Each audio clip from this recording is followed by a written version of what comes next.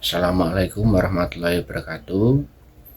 Perkenalkan terlebih dahulu, nama saya Danda Eka Pramudia, NPM akhir 241. Di sini saya akan menjawab pertanyaan dari Pak Bagus mengenai ETS Ekonomi Politik kelas E. Untuk soal yang pertama adalah apa hubungan antara ekonomi dan politik menurut pemikiran Aristoteles. Nah, menurut saya pemikiran Aristoteles itu menunjukkan bahwa ekonomi dan politik tidak dapat dipisahkan karena keduanya sama-sama bertujuan untuk mencapai kebaikan bersama.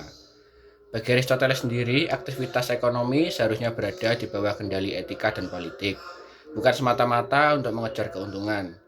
Namun, politik sendiri itu berfungsi mengatur distribusi sumber daya agar adil, sementara ekonomi menjadi alat untuk memenuhi kehidupan masyarakat. Dengan demikian, hubungan keduanya bersifat hierarkis karena politik mengarahkan ekonomi agar tidak menyimpang dari tujuan moral, sehingga kesejahteraan masyarakat tetap terjaga. Untuk soal yang kedua, apa perbedaan mendasar antara merkantilisme dan liberalisme klasik? Nah, perbedaan ini terletak pada cara pandang terhadap peran negara dalam ekonomi. Merkantilisme ini menempatkan negara sebagai aktor utama yang aktif mengontrol perdagangan, menetapkan tarif tinggi, dan mendorong ekspor demi memperkuat kekayaan negara. Sebaliknya, liberalisme klasik ini menekankan kebebasan individu dan mekanisme pasar dengan peran negara yang cenderung lebih kecil. Dalam liberalisme klasik, negara hanya berfungsi sebagai penjaga hukum, keamanan, dan stabilitas, sedangkan kegiatan ekonomi diserahkan kepada interaksi pasar.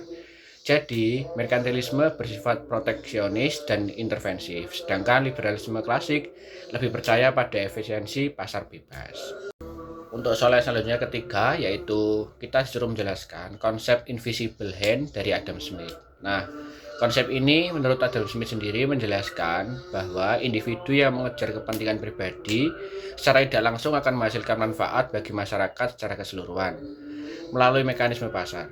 Tanpa perlu adanya intervensi besar dari negara, harga produksi dan distribusi akan menyesuaikan secara alami. Dalam konteks kebijakan publik modern, konsep ini mempengaruhi lahirnya kebijakan pro pasar seperti intervensi dan pengurangan campur tangan pemerintah. Namun, dalam praktiknya, banyak negara tetap melakukan intervensi terbatas untuk mengatasi kegagalan pasar seperti monopoli, ketimpangan, dan eksternalitas. Untuk soal yang keempat, yaitu kita suruh menguraikan kritik Karl Marx terhadap sistem ekonomi klasik. Nah, menurut Karl Marx sendiri, mengkritik sistem ekonomi klasik karena dianggap hanya menguntungkan pemilik modal atau kapitalis, ya, dan mengeksploitasi tenaga kerja. Akumulasi kapital terjadi melalui pengambilan nilai lebih atau surplus value dari pekerja yang menyebabkan kesenjangan antara kelas borjuis dan proletar semakin melebar.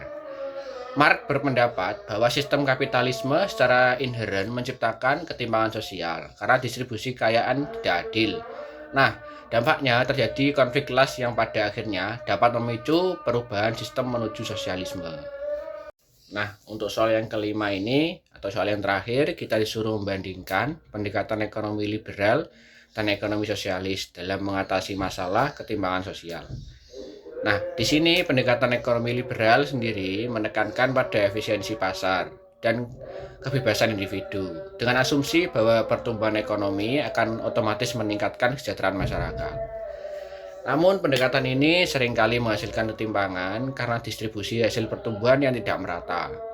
Selanjutnya, sementara itu, ekonomi sosialis lebih menekankan pada pemerataan melalui intervensi negara seperti redistribusi pendapatan, subsidi, dan penyediaan layanan publik.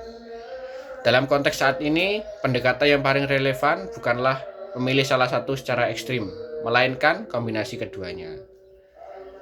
Negara tetap mengikuti untuk mengatasi ketimpangan melalui kebijakan sosial, tetapi tetap memberi ruang bagi mekanisme pasar agar ekonomi tetap efisien dan inovatif.